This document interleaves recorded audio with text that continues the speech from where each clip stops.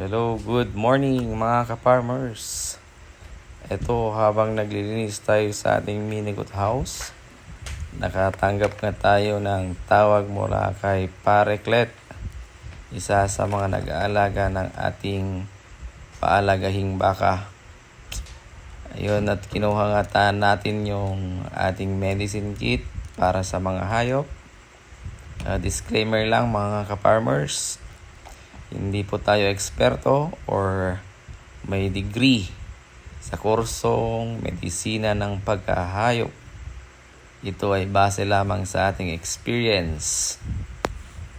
Upon assessment, yung ating baka ay may lagnat, sinisipon at namamaga yung bandang likurang dalawang paa niya.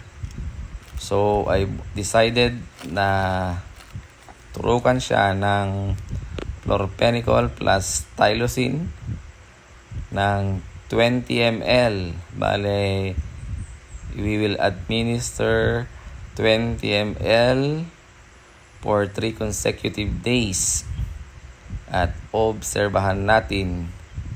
Bale, itong bakang ito pala mga ka-farmers is kinuha niya nung nakaraang 2023. To be exact, August 4. So, mag-iisang taon na sa kanya this coming August 4, 2024. Malaki na rin ang pinagbago at I think kahit papano pag ibebenta is meron na tayong kita, pero it's up to our mga nag-aalaga kung ibebenta or hindi. Sila yung magdesisyon kung kailan nila gustong ibenta yung kanilang alagang baka.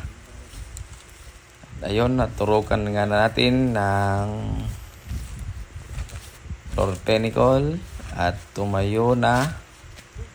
Obserbahan natin sa 3 araw, kaya abang-abang mga ka-farmers.